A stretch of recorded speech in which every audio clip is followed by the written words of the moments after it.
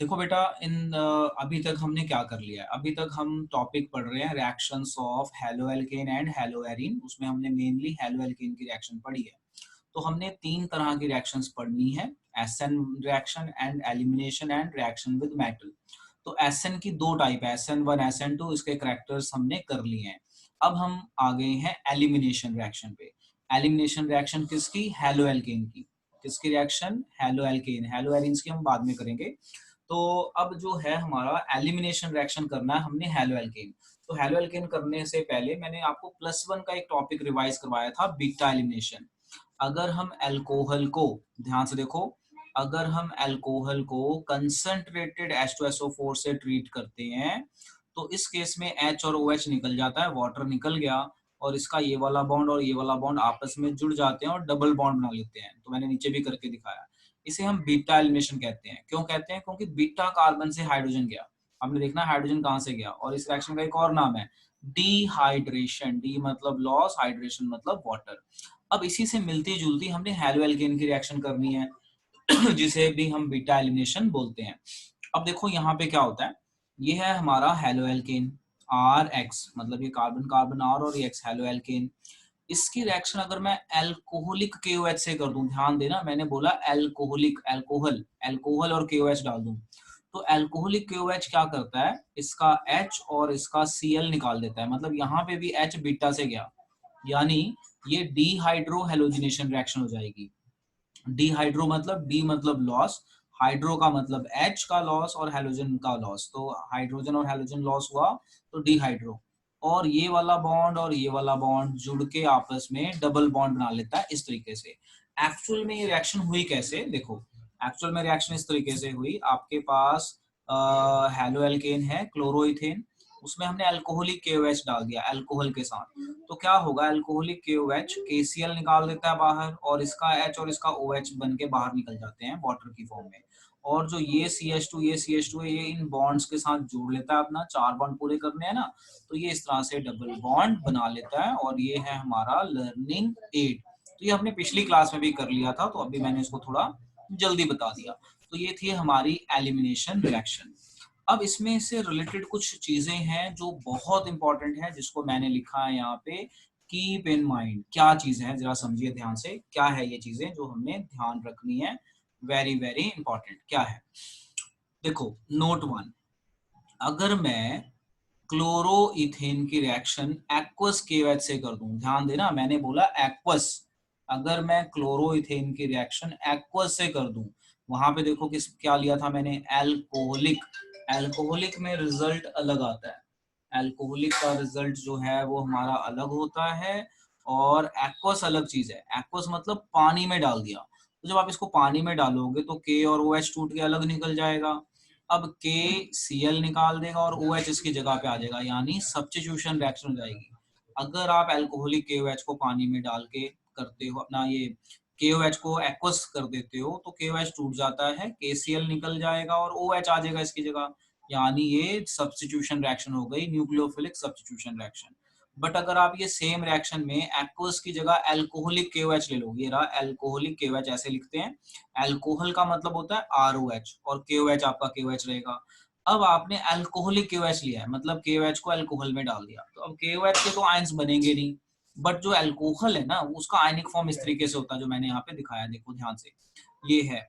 इसमें RO negative बनता है और H प्लस, और KOH का कुछ नहीं होता, KOH वैसे ही रहता है। अब यहाँ पे एक चीज बड़ी इंपॉर्टेंट है कि जो आपका अल्कोहलिक KOH है ना, उसका RO नेगेटिव जो बनेगा, देखो जब ये अल्कोहल टूटेगा तो H टूट गया तो RO नेगेटिव बना। तो जो RO नेगेटिव है ना, वो न्यूक्लियोफाइल से ज्यादा है, तो nucleophile but strong base act करता है, it is a very strong base. इस RO को एल्क ऑक्साइड कहते हैं। अच्छा, क्यों कहते हैं एल्क ऑक्साइड? क्योंकि R होता है एल्क, O होता है ऑक्साइड, दोनों को जोड़ दो तो इस RO का नाम पड़ गया एल्क ऑक्साइड।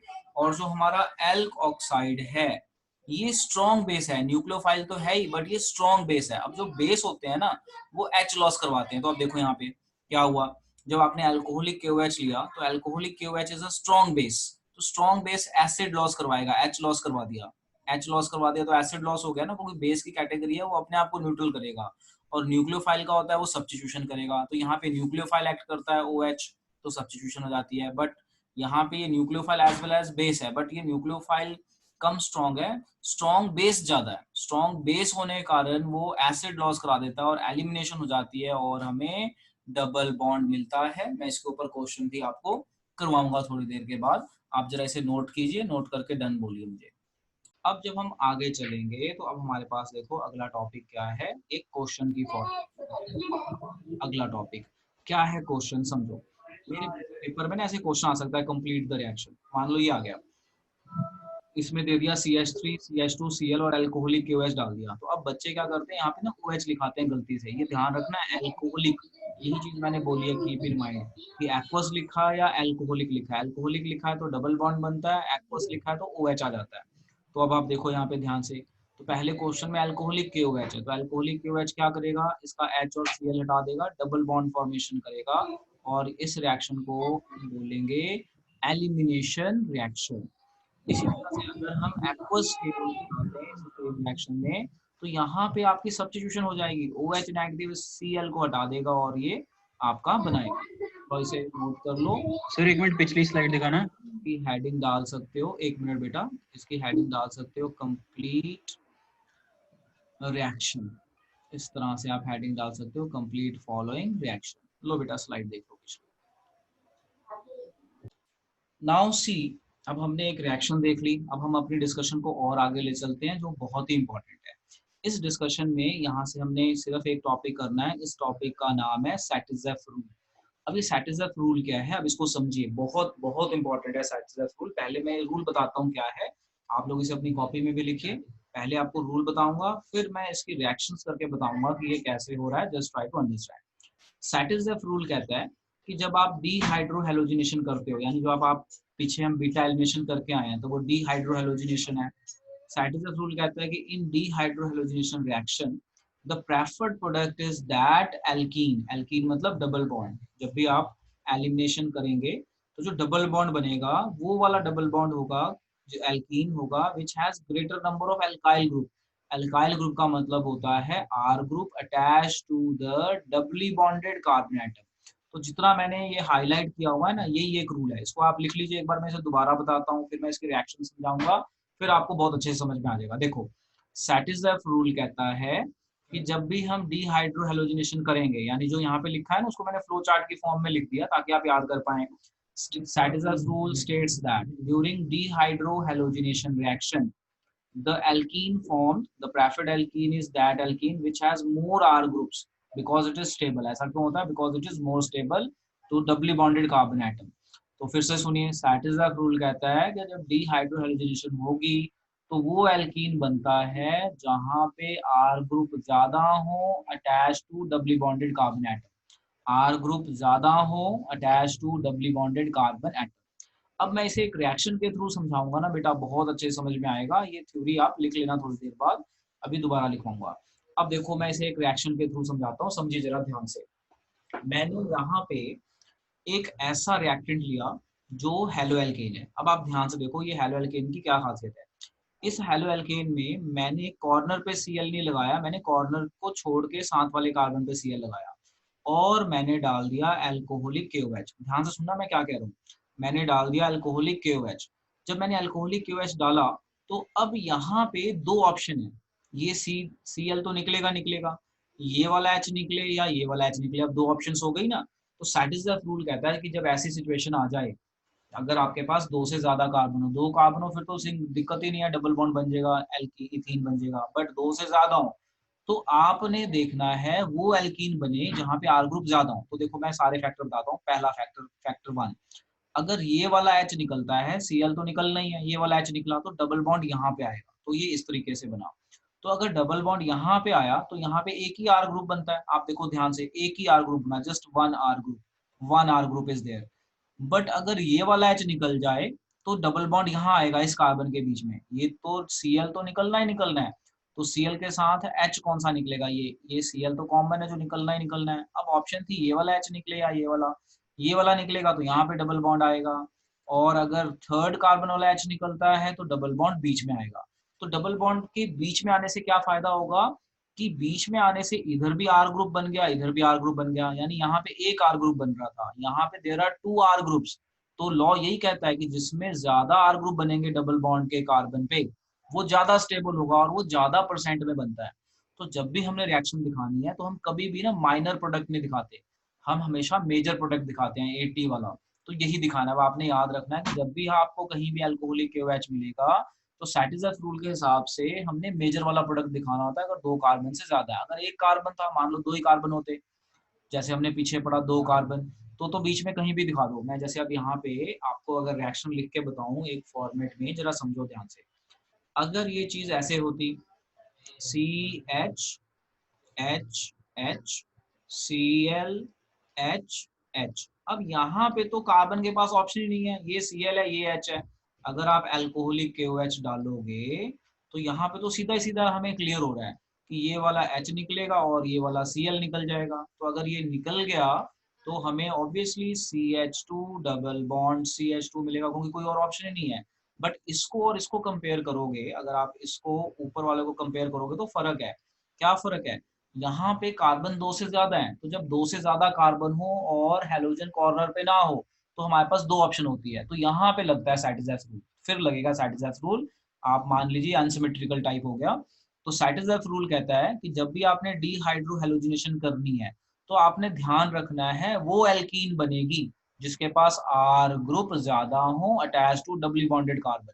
यहाँ पे डबली बॉन्डेड कार्बन में एक ही आर ग्रुप है, यहाँ पे 2 आर ग्रुप है, तो जहां पे आर ग्रुप ज्यादा हो वो वाली चेन बनानी है आपने। क्यों ऐसा होता है? क्योंकि इसकी स्टेबिलिटी ज्यादा होती है। ऐसा क्यों होता है? क्योंकि जो ये बीच में डबल बॉन्ड आता है ना, इसकी स्टेबिलिटी ज्यादा होती है एज कम्पेयर टू कॉर्नर वाला, वो प्राइमरी सेकेंडरी का कंसेप्ट है। तो इसे आप नोट कर लीजिए, very very important, very very important. अब जो हमारा नेक्स्ट टॉपिक है, नेक्स्ट टॉपिक में आपको ये बताया जा रहा है कि जब भी आप न्यूक्लियोफिलिक सब्स्टिट्यूशन रिएक्शन करते हो, जब भी आप हैलो एल्केन की रिएक्शन न्यूक्लियोफाइल से करते हो, तो न्यूक्लियोफाइल जो है बेस भी होता है। अगर न्यूक्लियोफाइल स्ट्रॉन्ग न्यूक्लियोफाइल है तो सब्स्टिट्यूशन रिएक्शन हो जाती है। अगर न्यूक्लियोफाइल न्यूक्लियोफाइल वीक है बट बेस स्ट्रॉन्ग है, बेस बहुत स्ट्रॉन्ग है, तो बेस बहुत स्ट्रॉन्ग है तो वो एलिमिनेशन करवा देता है।